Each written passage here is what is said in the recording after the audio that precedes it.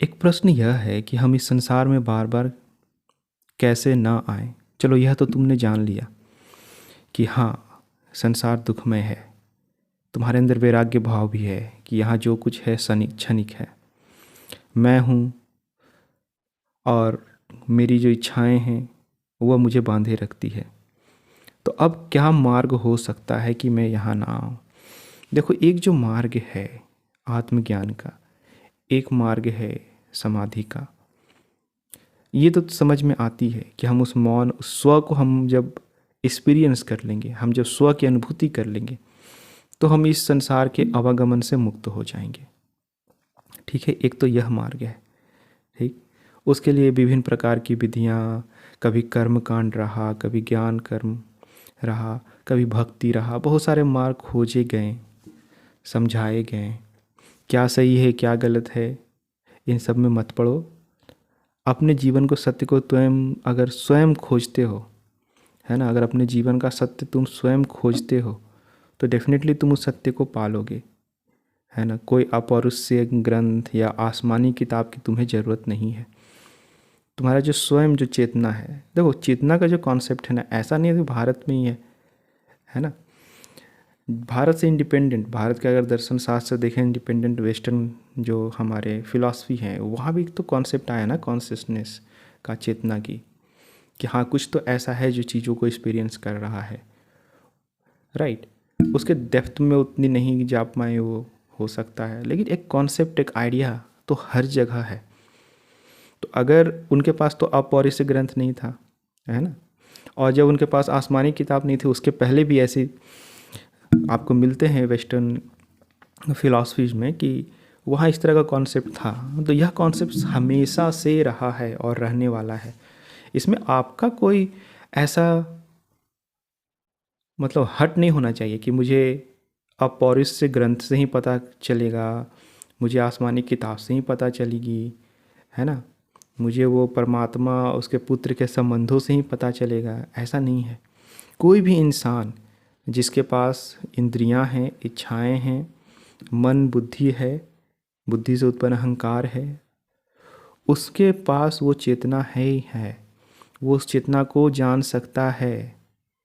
Right, तो आपको इसमें खुद मतलब ऐसा इंडल्जेंस नहीं होना है, अहंकार नहीं पा लेना है कि मुझे उन्हीं ग्रंथों से चिपकना है, उन्हीं विचारों से चिपकना है।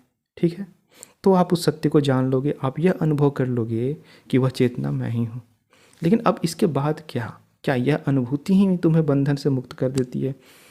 तो एक तरीके से यह जो अनुभूति है वो तुम्हें मन से मुक्त करती है, आवागमन के चक्र से नहीं।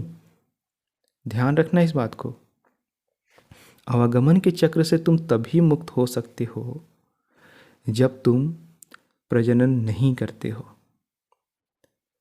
तुम अपने जीवन में अंतिम संकल्प यह रखते हो, अंतिम कार्य यह रखते हो कि तुम किसी को इस जीवन में नहीं लाओगे, अपने द्वारा नहीं लाओगे। ये जो तुम्हारी शरीर है इसके द्वारा तुम नहीं लाओगे, यानी कि तुम प्रजनन ना ही करोगे। अब कहोगे कि कबीर भी तो हुए मुक्त भक्ति मार्ग से, महावीर हुए, बुद्ध हुए, ये सब भक्ति ज्ञान मार्ग से हुए, और भी बहुत सारे ऐसे कॉन्फ्यूशियस में बोलते हैं कि चाइना में भी बहुत सारे लोग थे जो कॉन्फ्यूशियस को मानते थे, तो वो सब भी मुक्त हुए। तो ये सभी चीज़ें हैं अपनी जगह पे, इसमें मैं नहीं कहता कि वो मुक्त नहीं हुए। मुक्त होना अलग बात है, बात समझो, और आवागमन से मुक्त होना अलग बात है। आवागमन से मुक्त होना मतलब तुम शरीर नहीं चाहते। अब ये जो द्वैत जगत है, ये जो दुखमय जगत है, यहाँ तुम ये शरीर नहीं चाहते, है ना। तो अगर तुम नहीं चाहते इस शरीर, तो किसी शरीर को मत लेकर के आओ। ये बहुत ही सिंपल, बहुत ही सिंपल सा सिद्धांत है। अगर तुम ये नहीं समझ पा रहे तो कहीं ना कहीं तुमने अपनी जड़ता को पकड़ रखा, अपने अहंकार को पकड़ रखा है। देखो, ये सत्य मुझे बोलना पड़ेगा ना। अब जिनके हो गए हैं बच्चे, जिन्होंने प्रजनन कर लिए हैं, तो ज़िंदगी के बहुत सारे ऐसे पल होंगे जब उनको ये विचार करना होगा, उनको ये सोचने की आज़ादी मिली होगी, उनको ये समझने का एटमॉस्फेयर मिला होगा। Against the society, against the traditions, उनको एक चुनाव करने का मौका मिला होगा, लेकिन उन्होंने नहीं किया। तो उनके कर्म में और उनका वो फल है, और आवागमन उनके फल में जुड़ जाएगा। वो फिर से इस दुनिया में लाए जाएंगे, क्योंकि उन्होंने किसी को जन्म दिया है। ठीक। अब जहाँ तक बात है, तुम बोलते हो कबीर मुक्त, तो मुक्त हो गए। ज्ञान से कोई व्यक्ति मुक्त हो जाता, मन से मुक्त हो गया तो हो गया वो मुक्त। फिर उसके पास क्या रहता है? वो आनंद बचा रहता है। लेकिन वह आनंद भी तुम्हारा अंतिम लक्ष्य नहीं है। उस आनंद से भी तुम बियॉन्ड चले जाओ, राइट। जो तुम्हारी खुद की जो चेतना है, जिसको लोग, हाँ, भारतीय दर्शन में क्या बोलते हैं? सत्य चित आनंद, है ना। तो वो आनंद की अवस्था में भी नहीं रुकना है। जो सत्य है चित हमारा और आनंद, उससे भी बियॉन्ड तुम्हें अनस्तित्व में जाना है।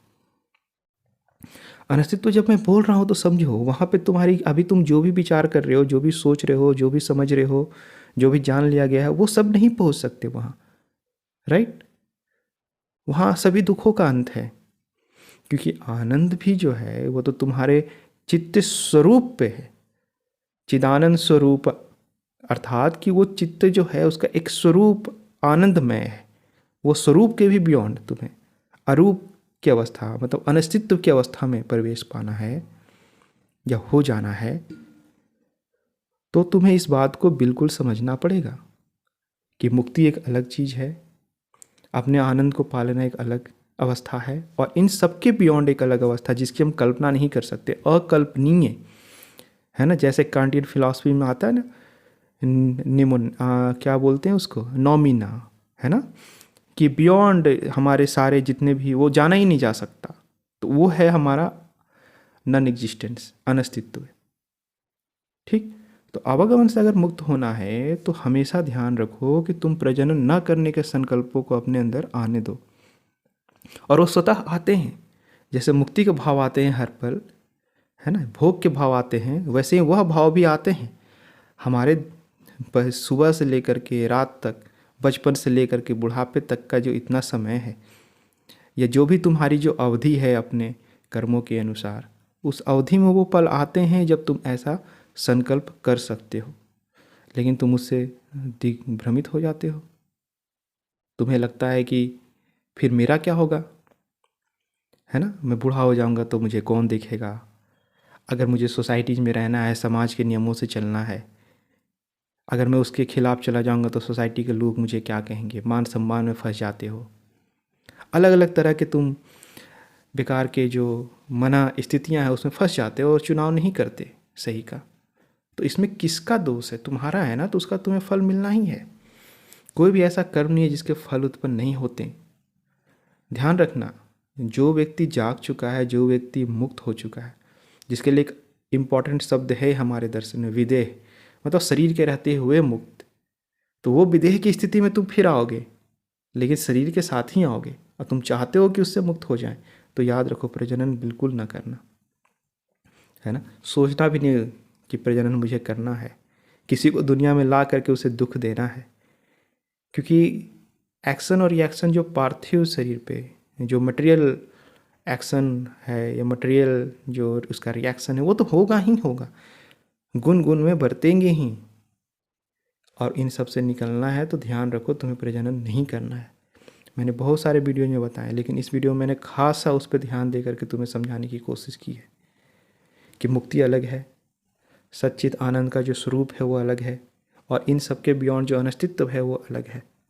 तो तुम्हें अगर अनस्तित्व यानी हर चीज़ों का समूल अंत करना है, सारे भावों का, सारे रूपों का, तो उस अनस्तित्व में प्रवेश करने के लिए तुम्हें एक ही कार्य करना है, ध्यान रखना है कि तुम्हारे द्वारा किसी जीव को इस दुनिया में ना लाया जाए, इस द्वैत में, इस दुखमय जगत में ना लाया जाए।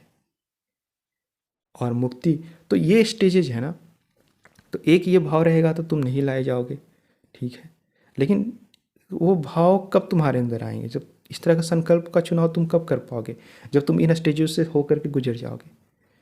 तुमने यह देख लिया कि संसार द्वैत है, फिर तुमने इसे मुक्ति के लिए अपने मन से मुक्त होकर के अपने जो चित सच्चित आनंद स्वरूप है, तुमने उसको अनुभव कर लिया। अब उसके बियॉन्ड अनस्तित्व होने के लिए तुम्हें इस चीज़ का थोड़ा सा ध्यान, तो थोड़ा क्या, ये तो अंतिम है, इसके बाद ध्यान ही नहीं रखनी है। वो ध्यान, ध्यान की परम अवस्था यही समझ है कि तुम्हें प्रजनन नहीं करनी, किसी को दुख नहीं लाना। Last morality, the last morality, अगर तुम सबसे ज़्यादा मोरल होना चाहते हो तो उसमें यही है जो तुम्हारा सहायक होगा। धन्यवाद।